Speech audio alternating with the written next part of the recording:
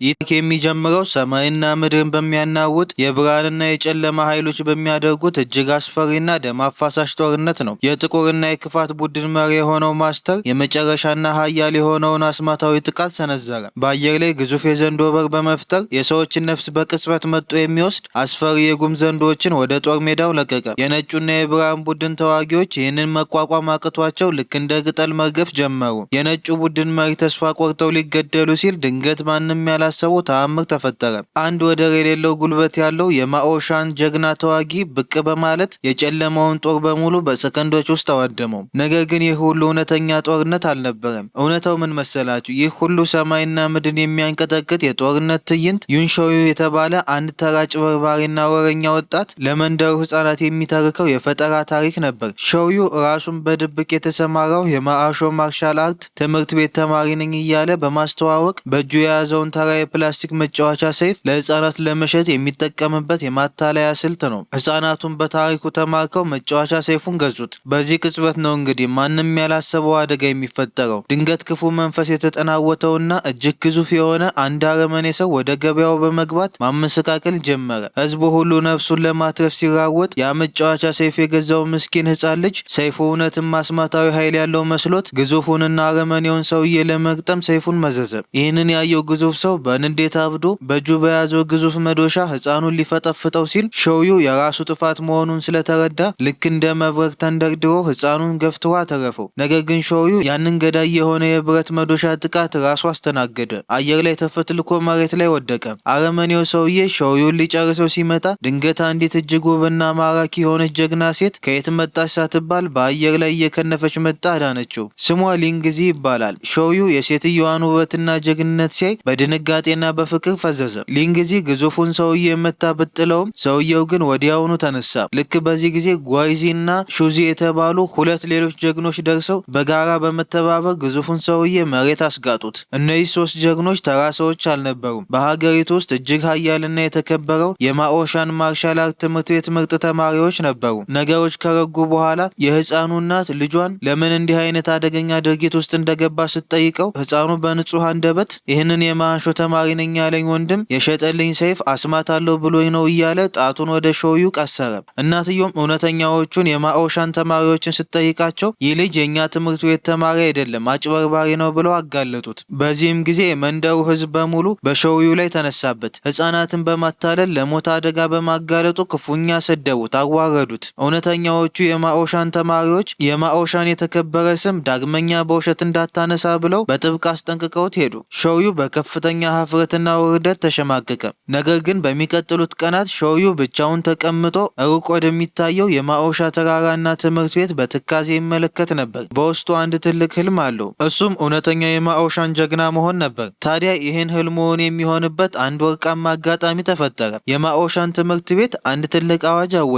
ማንኛውም ሰው የብቃት ፈተናውን ማለፍ ከቻለ በዓለም ላይ እጅግ ኃያል የሆነውንና አቻ የሌለውን የጂንሎ ግን አስማታዊ የዘንዶ ሰይፍ ባለቤት መሆን ይችላል የሚል ነበር። ይህ ዜና ሀገሪቱን አናወጠው። ሾዩን ጨምሮ በሺዎች የሚቆጠሩ ሰዎች ወደ ማኦሻን ተራራ ቀኑ። ፈተናው ቀላል አልነበረም። የመጀመሪያው ፈተና በአስማት የተመተቱ ወንበሮች ላይ በእርምጃ ማለፍ ነበር። ነገር ግን ማስተሩ በእነዚህ ወንበሮች ላይ ልዩ የሆነ የአእምሮና የስነ ልቦና አስማት ጥሎባቸው ነበር። ማንም ሰው ወንበሮች ላይ ሲረግጥ በህይወቱ ያሳለፈውን እጅግ አሳዛኝ፣ አሳፋሪና አስፈሪ ትዝታዎች ፊት ለፊቱ ላይ ይመጣበታል። አብዛኞቹ ተወዳዳሪዎች ይህንን የአእምሮ ስቃይ መቋቋም አቅቷቸው እያበዱ ወደቁ።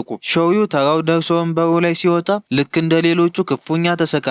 የመንደሩ ሰዎች ሲያዋርዱት፣ ሲሰድቡትና ከምንም ሳይቆጥሩት የሚያሳየውን ትዝታ አስታወሰ። ሊወድቅ ጥቂት ሲቀረው ግን ውስጣዊ ጥንካሬውን ሰብስቦ በአእምሮ ውስጥ ያለውን ፍርሃት ሰብሮ በማለፍ በስኬት ያጠናቅቃል። አሁን የመጨረሻውና ገዳዩ ፈተና ደረሰ። ፈተናው እጅግ ቀላል ግን ደግሞም የማይቻል ነበር። መሀል ላይ የተሰካውን ኃያሉን የጂሎንግን ሰይፍ መንቀልና መውሰድ ነው። ሾዩ ከሌሎች ሁለት ግዙፍና ኃያላን ተዋጊዎች ጋር ወደ ሜዳው ገባ። ሁለቱ ተዋጊዎች ሰይፉን ለማግኘት እርስ በርስ የሞት ሽረት ውጊያ ሲጀምሩ፣ ሾዩ ግን ፈሪ ስለነበረ በአካባቢው እየሮጠ ይደበቅ ነበር። ድንገት አጋጣሚውን ተጠቅሞ ሰይፉን ሊሰርቅ ሲል ሁለቱ ተዋጊዎች አዩት። ወዲያውኑ አብረው በመተባበር ሾዩን ክፉኛ ደበደቡት። ደሙ እስኪፈስ አጥንቱ እስኪሰበር ቀጠቀጡት። ከዚያም ተዋጊዎቹ ኃያሉን ሰይፍ ለመንቀል ሞከሩ።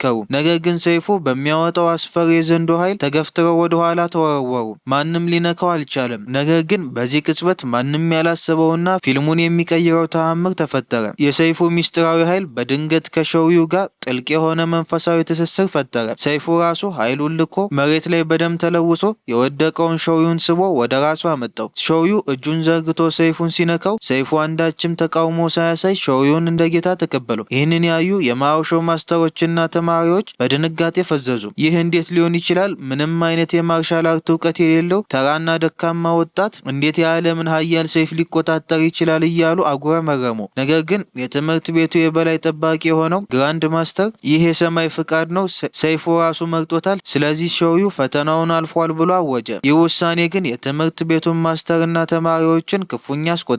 ማስተሩ ይህ ልጅ ምንም አይነት ብቃት የለውም፣ ዓለምን በዚህ ሰይፍ ሊጠብቅ አይችልም ብሎ አጥብቆ ተቃወመ። ፈተናው ካለቀ በኋላ ማስተሩ ሾዩን ጠርቶ አንተ በእድል እንጂ በብቃት አላለፍክም፣ ከዚህ ትምህርት ቤት አሁኑን ውጣ ብሎ አባረረው። ሾዩ ግን እምቢ አለ። እባክህ መጀመሪያ አቅሜን እንድታይ አሰልጥነኝ ብሎ ለመነ። ማስተሩ እምቢ ሲለው ሾዩ በድፍረት ማስተሩን ለውጊያ ጋበዘው። ውጤቱ የታወቀ ነበር። ማስተሩ ሾዩን በአንድ ጣቱ አሽቀንጥሮ በመምታት ክፉኛ አዋርዶ አባረረው። ሾዩ ተስፋ ቆርጦ ልቡ ተሰብሮ አይኑ በእንባ ተሞልቶ የማኦሾን ተራራ ለቆ መውረድ ጀመረ። እኔም በእውነትም ለምንም የማልጠቅም የትም የማልደርስ ተራ ሰው ነኝ እያለ ራሱን እየረገመ በጫካ ውስጥ ይጓዝ ነበር። ነገር ግን በዚህ ጊዜ ያቺ ቆንጆ ተማሪ ሊንግዚ ለሾዩ ስላዘነች ልታጽናናው ተከትለው መጣች። ጫካ ውስጥ እየተጓዙ ሳለ ያልታሰበ አደጋ ገጠማቸው። ዙሪያውን በየቦታው የተቆራረጠ የሰው አስክሬኖች ወድቀው አዩ። ወዲያውኑ ጥቁር የለበሱ አደገኛ ነፍሰ ገዳዮች ቡድን ከየት መጡ ሳይባሉ ከበቧቸው። ሊንግዚ ማራኪና ፈጣን በሆነ የማርሻል አርት ጥበቧ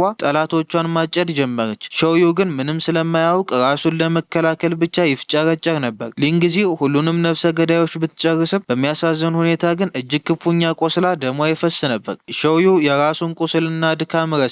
የሊንግዚን ሕይወት ለማትረፍ ሲል በዚያ ገደላማና አስቸጋሪ ተራራ ላይ እሷን አዝሎ እየተንገዳገደ ማኦሾ ትምህርት ቤት ይዟት ተመለሰ። ጓደኞቿ እሷን በዛ ሁኔታ ሲያዩት ደነገጡ። ማስተሩም ወደ ክፍሉ ገብቶ ሾዩ የሊንግዚን ሕይወት በማትረፉ አመሰገነው። ሾዩ በዚህ አጋጣሚ ተንበርክኮ እባክህን ማስተር ማርሻል አርት አስተምረኝ ብሎ በእንባ ለመነው። ማስተሩ የሾዩን ንጹህ ልብ ቁርጠኝነትና ጽናት ሲያይ ልቡ ቀለጠ። በመጨረሻም በትምህርት ቤቱ ውስጥ እንዲቆይ ፈቀደለት። ሾዩ በደስታ አበደ። ከዚች ቀን ጀምሮ ሾዩ በትምህርት ቤት ውስጥ የወጥ ቤት ሰራተኛ ሆኖ ማገልገል ጀመረ። ጣፋጭ ምግቦችን እየሰራ የተማሪዎቹን ልብ ገዛ። ነገር ግን ትልቁ ዓላማው ምግብ ማብሰል አልነበረም። ቀን ላይ ተማሪዎች ሲሰለጥኑ ርቆ ቆሞ በጥንቃቄ ይመለከታል። ምስላቸውን በደብተሩ ላይ ይስላል። እሱ ብቻውን ጫካ ውስጥ ሆኖ ያየውን እንቅስቃሴ እየደጋገመ ይለማመዳል። ይህ የሾዩን የድብቅ ልምምድ ማስተሩ በሩቅ ሆኖ ይመለከተው ነበር። የልጁ ቁርጠኝነት ስላስደነቀው ሊንግዚ ሾዩን በይፋ እንድታሰለጥነው አዘዘ። ቀናት አለፉ፣ ወራት ነጎዱ። ሾዩ በሊንግዚ እርዳታና በራሱ የማይበገር ጽናት እጅግ አስገራሚ የማርሻል አርት ችሎታ አዳበረ። ግራንድ ማስተሩ የሾዩን አስገራሚ ለውጥ ሲያይ የጂዩሎንግን ኃያል ሰይፍ በይፋ አስረከበው። ይህን ሰይፍ ተጠቅመህ የሰው ልጅን ከክፋት ጠብቅ ብሎ ባረከው። ከዚህ በኋላ ማስተሩ ሾዩን ማሰልጠን ጀመረ። አካላዊ ጥንካሬ ብቻ ሳይሆን ሰይፉን ለመጠበቅ የሚያስፈልገውን ጥልቅ የሆነ ውስጣዊና መንፈሳዊ ኃይል አስተማረው። ግራንድ ማስተሩ ከሞተ በኋላ ማስተሩ የትምህርት ቤቱን ጥልቅ ሚስጥር ለሾዩ አወረሰው። ነገር ግን ሰላማዊ ጊዜ አበቃ። የጥቁር ክፋት ቡድን መሪ የሆነው እጅጉ ጨካኝና ኃያሉ ሁዋንዥን የጂሎንግን ሰይፍ ለመቀማት አስቦ የማኦሾ ትምህርት ቤትን ከበበው። ጦርነቱ ፊልሙ መጀመሪያ ላይ ሾዩ እንደተረከው አይነት አስፈሪ ሆነ። ሁሉም የማኦሾ ተማሪዎች በአንድነት ሁዋንዥን ለመግጠም ወጡ። ሁዋንዥ ግን በአየር ላይ የዘንዶ በር ከፍቶ የሰዎችን ነፍስ የሚመጡ የጉም ዘንዶ ለቀቀባቸው። ይባስም ብሎ ከማኦሾ ምርጥ ተማሪዎች አንዱ የነበረው ሹዚ ከዳተኛ ሆኖ አረፈው። ሹዚ ማስተሩ ከሱ ይልቅ ሾዩን ስለመረጠ በቅናት አብዶ ከክፉ ሁዋንዥ ጋር አበረ። ውጊያው የሞት ሽረት ሆነ። ሁዋንዥ ብቻውን ሆኖ የመላውን ማኦሾ ተማሪዎች ጥቃት መቋቋም ቻለ። በሌላ በኩል የከዳተኛ ሹዚ በራሱ ስግብግብነትና ክፋት ምክንያት አጋንንታዊ በሆነ የጉም ዘንዶ ተገምቶ ክፉኛ ሞተ። በመጨረሻም የማኦሾ ማስተርና ክፉ ሁዋንዥ ፊት ለፊት ተፋጠጡ። በሁለቱ ኃያላን መካከል ምድርን የሚያንቀጠቅጥ ጦርነት ተደረገ። ነገር ግን ሁዋንዥ አንድ እጅግ አስፈሪና ግዙፍ የውሃ ጭራቅ በመጥራት ማስተሩን ክፉኛ አስመትቶ ጣለው። ማስተሩ ወደቀ። ሾዩ ይህንን ሲያይ በቁጣ አብዶ ኃያሉን የጂዩሎንግን ሰይፍ ይዞ ወደ ጭራቁ ተንደረደረ። ነገር ግን ባልጠበቀው ሁኔታ የዓለም ኃያል የተባለው ሰይፍ ከጭራቁ ጋር ሲጋጭ ለሁለት ተሰበረ። ተስፋ ሁሉ ጨለመ። ሰይፉ ተሰበረ። ማስተሩ ወደቀ። ጓደኞቹ ሊንግዚና ጎይዚ ተመተው ወድቀዋል። ሁዋንዢ የድል ሳቁን እየሳቀ ሾዩን ለመግደል የመጨረሻውን ገዳይ ጥቃት ሰነዘረ። በዚች የሞት ሰከንድ ውስጥ ሾዩ አይኑን ጨፍኖ ሞቱን ሲጠብቅ ድንገት እናቱ ከየት መጣች ሳትባል ዘላ በመግባት ራሷን ለሞት አሳልፋ ሰጣ ጥቃቱን ተቀበለችው። እናቱ የማኦሾ ጫጫታ ሰምታ ልጇን ፍለጋ መጣ ነበር። እናት ለልጇ ስትል የማታደርገው ነገር የለም። የሁዋንዢ ገዳይ ኃይል የእናቱን ደረት በሳው። ሾዩ አይኑ እያየ እናቱ በደም ተለውሳ እቅፉ ውስጥ ወደቀች። እናም ህይወቷ አለፈች። በዚህ ቅጽበት የሾዩ ልብ በሐዘንና በቁጣ ፈነዳ። ከውስጡ የሚወጣው የህመም ጩኸት ሰማዩን አናወጠው። ያፈሰሰው የእንባና የደም ጠብታ የተሰበረው የጂዩሎንግ ሰይፍ ላይ ሲያርፍ ማንም ያላሰበው አምላካዊ ተአምር ተፈጠረ። በሾዩ ውስጥ ተኝቶ የነበረው እውነተኛ አፈታሪክ ኃይል እንደ እሳተ ገሞራ ፈነዳ። የተሰበረው ሰይፍ በአስማታዊ ብርሃን ተመልሶ ገጠመ። ከበፊቱ በሺህ እጥፍ በሚያበራ የዘንዶ ኃይል ተሞላ። ሾዩ ከምድር ላይ ተነስቶ አየር ላይ ተንሰራፋ። የጂዩሎንግ ሰይፍ የመጨረሻና ሚስጥራዊ የዘንዶ ጥቃት አዘጋጀ። ሁዋንዢ ይህንን ሲያይ በድንጋጤ ፈዘዘ። ሾዩ በአንድና የመጨረሻ ገዳይ ጥቃት ብቻ ክፉውን ሁዋንዢ ከመሬት ጋር ደባልቆ ወደ አመድነት ቀየረው። ጦርነት አለቀ። ብርሃን ጨለማውን አሸነፈ። ከዚህ አስገራሚ ታሪካዊ ጦርነት በኋላ የመንደሩ ሰዎች ሲሰድቡትና ሲያዋርዱት የነበረው ማንም ከቁም ነገር የማይቆጥረው ተራ ወጣት ዛሬ በመላው ሀገሪቱ ስሙ ገናና ሆነ። እጅግ ኃያሉና የተከበረው የማኦሾ ጀግና ተዋጊ ሆኖ ታሪኩ ተጻፈ።